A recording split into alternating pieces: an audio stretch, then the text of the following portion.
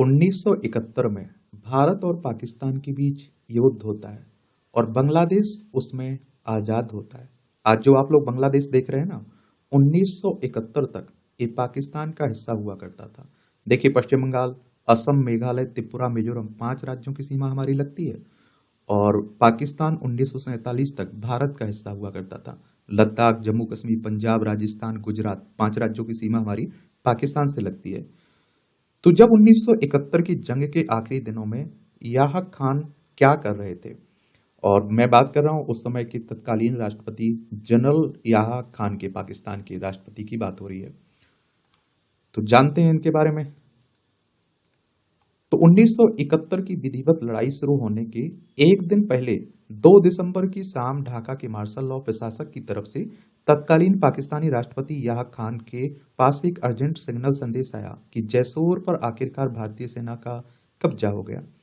संदेश देखते ही याह खान ने अपने एडीसी अरशद अरशद समी खां को आदेश दिया कि वो तुरंत lieutenant general Hamid Hamid chief of staff गुल हसन को राष्ट्रपति भवन तलब करें।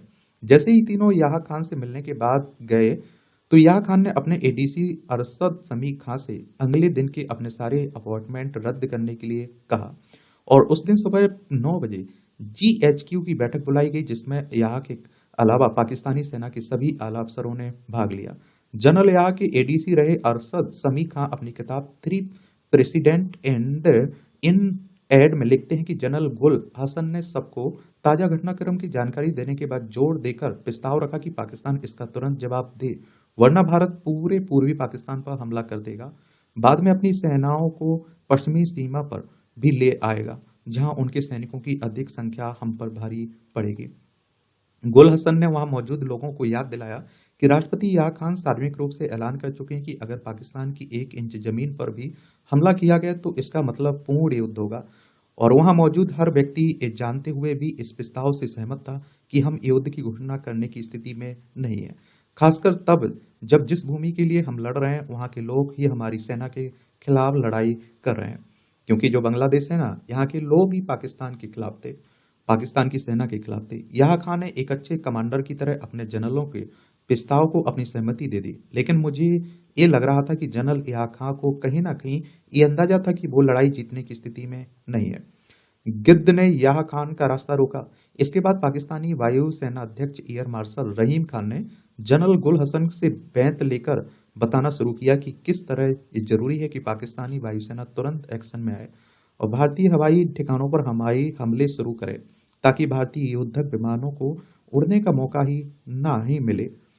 और मीटिंग समाप्त होने के बाद तय हुआ कि 4 बजे जनरल हमीद खुद याह खान को लेने आएंगे और उन्हें एक दूसरी मीटिंग में ले जाएंगे। निर्धारित समय पर जनरल हमीद अपनी टोयोटा मिलिट्री जीप पर याह खान के पास पहुंचे। अरशद समी खान लिखते हैं कि हम जीप पर चढ़े जिसे जनरल हमीद ड्राइव कर रहे थे। जनरल याह उनकी बगल में बैठे हुए थे, मैं जीप के पीछे बैठा हुआ था। तभी मुझे एक अजीब सा दृश्य दिखाई दिया। ना जाने कहां से एक बहुत बड़ा गिद्ध, याद देखिए, गिद्ध आकर जीप के रास्ते में बैठ गया। जनरल हमीद ने हॉर्न बजाया, लेकिन वो टस से मस नहीं हुआ। जनरल याह ने नीचे उतरकर उसे अपने बैंत से भगाने की कोशिश की, लेकिन गिद्ध 1-2 कदम चलकर फिर भी सड़क में रुक गया। आखिर के माली ने दौड़कर अपने फावड़े से गिद्ध को दूर भगाया। जैसे ही हम मुख्य गेट पर पहुंचे, याह ने अपना चेहरा नीचे कर लिया ताकि सुरक्षाकर्मी उन्हें देख ना पाए और उनके पीछे वाहनों का काफिला ना चल पड़े। ये सब लोग एक बड़े गेट वाले गोदामनुमा भवन पर पहुंचे, जहां एयर मार्शल रहीम खान ने उनका स्वागत किया। फोन पर नूर जहां वो गाना सुनाने को कहा। तो पूरी बैठक के दौरान आसमान में युद्धक विमानों के उड़ाने की आवाज सुनाई देती रही। कुल मिलाकर पाकिस्तान के 278 युद्धक विमानों में से 32 ने 3 दिसंबर के हमले में भाग लिया। ये हमले शाम 5:09 से लेकर 5:23 के बीच हुए। अगले दिन जब ब्रिगेडियर गुल मवाज अपने मित्र याह से मिलने गए तो उन्होंने देखा कि याह और जनरल हमीद नशे में धुत थे। और हसन अब्बास अपनी किताब पाकिस्तान ड्रिफ्ट इनटू एक्सट्रीमिज्म में लिखते हैं कि याह ने गुल मवाद से कहा, कमांडर के रूप में मैंने लड़ाई शुरू कर दी और अब सब जनरलों के ऊपर हैं। जब वो बात कर रहे थे तो याह के पास जापान से मशहूर गायिका नूर जहां का फोन आया और याह ने उनसे फोन पर ही एक गाना सुनने के लिए कहा है। बहुत सारे लोग कहते रहते हैं कि पाकिस्तान उसमें इसलिए हारा और कि अय्याशी के कारण, या खान की अय्याशी के कारण। और देखिए, पाकिस्तान जितने बार भी भारत से टकराया, हर बार उसे मुंह की खानी पड़ी। गवर्नर मलिक ने संयुक्त राष्ट्र को भेजे जाने वाले संदेश का मसौदा भेजा।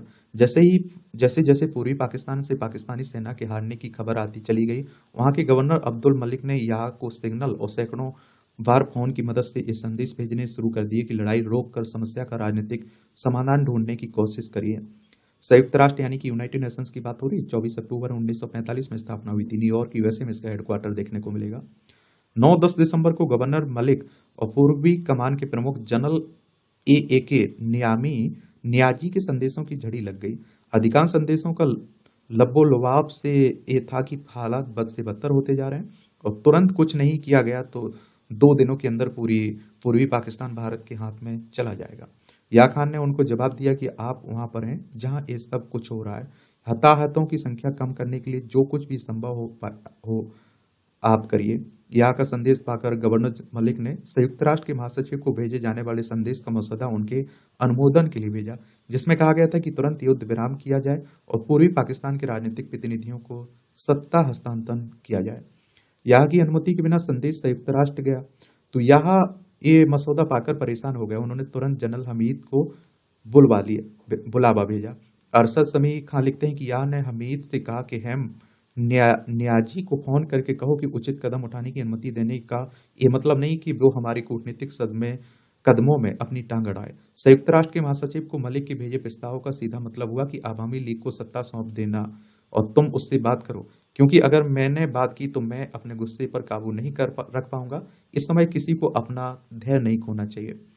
कुछ देर बाद जनरल हमीद ने यह को और बुरी खबर सुनाई कि राष्ट्रपति का अनुमोदन पाए बिना ही जनरल फरमान अली ने गवर्नर का वो संदेश संयुक्त राष्ट्र के ढाका स्थित शरणार्थी पुनर्वास प्रतिनिधि को भेज दिया।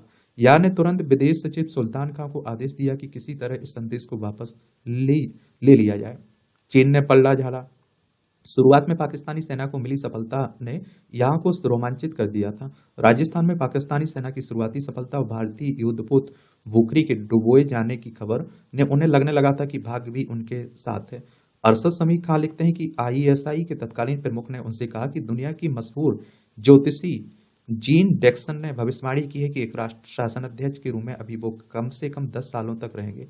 या ये सुनकर बहुत खुश हुए और क्या पता था कि 10 साल तो दूर कुछ दिनों के अंदर वो राष्ट्रपति नहीं रहेंगे। जनरल या को उम्मीद थी कि इस लड़ाई में चीन उनके साथ खुलकर खड़ा होगा, लेकिन चीन ने ऐसा करने से मना कर दिया। चीन भी हमारा पड़ोसी है। ये आप देखिए, लद्दाख जम्मू कश्मीर से अलग होकर बना है ना, लद्दाख केंद्र शासित प्रदेश है। लद्दाख, हिमाचल प्रदेश, उत्तराखंड, सिक्किम, अरुणाचल प्रदेश, 5 राज्यों की सीमा लगती है हमारी चाइना से। पाकिस्तान के पूर्व विदेश सचिव सुल्तान अहमद अपनी आत्मकथा memories and reflection of Pakistani diplomat में लिखते हैं कि चीन के राजदूत ने मुझसे कहा कि हम पाकिस्तान को आर्थिक राजनीतिक रूप से समर्थन देना जारी रखेंगे, लेकिन इस लड़ाई में हस्तक्षेप करने की हमारी क्षमता सीमित है। अगर हम ऐसा करें भी तो इसका एक संकुचित परिणाम ही निकल सकता है, इसलिए इस पर बहुत अधिक उम्मीद मत रखिए। पूर्वी पाकिस्तान में भारत का दबाव कम करने की जरूरत तुरंत है, जबकि सीमा के पहाड़ी रास्तों में बर्फ जमने के कारण ऐसा करने में हफ्तों लग जाएंगे। ईरान ने भी अपना हाथ खींचा। 4 दिसंबर को यह ने पाकिस्तान में अमेरिकी राजदूत जोसेफ फारलैंड को बताया कि उनकी सेना को अमेरिकी सैनिक रसद की आपूर्ति सख्त जरूरत है। अगर अमेरिका खुद ये सहायता नहीं दे सकता है तो कम से कम दूसरे देशों को ऐसा करने से ना रोके। अमेरिका ने जॉर्डन, ईरान, सऊदी अरब से संपर्क कर उन्हें पाकिस्तान हथियार भेजने के लिए प्रोत्साहित किया, लेकिन ईरान ने तब भी पाकिस्तान को हथियार नहीं भेजे। और एक बात बता दो, पहले अमेरिका का झुकाव चाइना और पाकिस्तान की तरफ हुआ करता था, रूस का झुकाव हमारी तरफ हुआ करता था। ईरान के शाह पहलवी ने अमेरिकी राजदूत से कहा कि वो ईरानी विमान और पायलट पाकिस्तान भेजकर सोवियत संघ से भिड़ंत का जोखिम नहीं उठा सकते हैं। सोवियत संघ पहले रूस के नाम से जानता था, रूस पहले सोवियत संघ के नाम से जाना जाता था। ये हो सकता है कि वो अपने विमान जॉर्डन भेजे, जॉर्डन इसके बदले में अपने विमान पाकिस्तान भेज दे। Tehran embassy files Nixon presidential materials box पृष्ठ नंबर 643 में इस बात का उल्लेख किया गया है। मोहम्मद यूनुस ने अपनी किताब Bhutto and the breakup of Pakistan में लिखा है कि दरअसल ईरान का पाकिस्तान के साथ एक गुप्त समझौता था कि अगर भारत और पाकिस्तान के बीच लड़ाई होती है तो कराची की हवाई सुरक्षा की जिम्मेदारी ईरान की होगी। याह ने जब ईरान के शाह को इस समझौते की याद दिलाई तो शाह ने इस पर ये कहते हुए अमल करने से इनकार कर दिया कि ये मामला भारत पाकिस्तान के बीच द्विपक्षीय नहीं रह गया। पोलैंड का प्रस्ताव बेकार गया। 6 दिसंबर को भारत ने औपचारिक रूप से एक स्वतंत्र देश के रूप में बांग्लादेश को मान्यता दे दी। पाकिस्तान ने भारत से अपने सभी राजनीतिक संबंध तोड़ दिए। इस बीच भारतीय वायुसेना ने पश्चिमी सेक्टर में अपने हमले तेज कर दिए। सुल्तान खान ने लिखा कि राष्ट्रपति भवन के बगीचे में जल्दीबाजी में एक गड्ढा खोदकर एक भूमिगत कमरा बनाया गया और उसकी छत पर बमों से बचने के लिए बालू के बोरे रखे गए। कम से कम 2 बार उससे भूमिगत कमरे में जब मैं याह खां से मंत्रणा कर रहा था, भारतीय विमानों ने हमला किया। एयर रेड सायरन उठे। संयुक्त राष्ट्र सुरक्षा परिषद में युद्ध विराम के कई प्रस्ताव पेश किए गए, लेकिन सोवियत संघ ने उस सब पर वीटो कर दिया। तभी उम्मीद की एक किरण जागी जब पोलैंड ने एक प्रस्ताव पेश किया जिसमें तुरंत युद्ध विराम, दोनों सेनाओं के अंतर्राष्ट्रीय सीमाओं पर जाने और पूर्वी पाकिस्तान की लड़ाई को राजनीतिक माध्यमों से सुलझाने की बात कही गई। देखिए, अगर संयुक्त राष्ट्र सुरक्षा परिषद की बात करें तो यूएनएससी की बात हो रही है। ये आप देखिए संयुक्त राष्ट्र का ही भाग है। इसमें टोटल 15 देश देखने को मिलेंगे। 15 मेंबर हैं जिसमें 5 स्थायी हैं और जिनमें चाइना, फ्रांस, रूस, यूनाइटेड किंगडम, यूनाइटेड स्टेट स्थायी मेंबर हैं, स्थायी सदस्य हैं। कोई प्रस्ताव पास करवाना होता है तो इन 5 को सहमत होना चाहिए। अगर एक भी विरोध में चला जाता है तो वो प्रस्ताव रिजेक्ट हो जाता है। वीटो पावर एक तरह से मिली हुई। समय बीतता जा रहा था। पूर्वी पाकिस्तान में हार साफ दिखाई दे रही थी। इसलिए यहाँ ने न्यूयॉर्क में पाकिस्तानी प्रतिनिधि मंडल का नेतृत्व कर रहे जुल्फिकार अली भुट्टो से संपर्क कर पोलैंड का प्रस्ताव तुरंत स्वीकार करने का फैसला लिया, लेकिन भुट्टो फोन पर उपलब्ध ही नहीं थे। रिचर्ड सिसून और लियो रोज ने अपनी किताब war and session Pakistan India and Bangladesh में लिखा कि बाद में जब किसी तरह यहाँ का भुट्टो से फोन पर संपर्क हुआ तो भुट्टो ने जवाब दिया, मुझे आपकी आवाज सुनाई नहीं दे रही है। यहाँ ने कई बार अपनी बात दोहराई, लेकिन भुट्टो कहते रहे, क्या और आप क्या कर रहे हैं, मैं कुछ भी नहीं सुन पा रहा हूँ। तभी टेलीफोन ऑपरेटर ने बीच में बोलते हुए कहा, लाइन बिल्कुल साफ है, आप बोलिए। इस पर भुट्टो ने चिल्लाकर कहा, शट अप। इससे पहले कि पोलैंड के प्रस्ताव पर विचार होता, 16 दिसंबर को पाकिस्तानी सेना ने हथियार डाल दिए, हार मान ली। देर रात निक्सन का फोन। तो इससे 3 दिन पहले यहाँ ने अमेरिकी राष्ट्रपति रिचर्ड निक्सन को संदेश भेजा कि वो उनसे बात करना चाहते हैं। रात 2 बजे निक्सन ने वो कॉल रिटर्न की। अरशद समी खान लिखते हैं कि मैंने राष्ट्रपति को जगाया, नींद से भरे या लाइन पर आए क्योंकि टेलीफोन लाइन बार बार टूट रही थी। राष्ट्रपति ने मुझसे कहा कि मैं समानांतर लाइन पर रहूं, सारी बात सुनूं। निक्सन ने यहाँ से कहा कि वो पाकिस्तान की सुरक्षा के बारे में बहुत चिंतित हैं, इसलिए वो पाकिस्तान की मदद के लिए 7वां बेड़ा इंटरप्राइजेज बंगाल की खाड़ी में भेज रहे हैं। जैसे ही बातचीत बंद हुई, या ने मुझसे कहा कि जनरल हमीद को फोन लगाओ।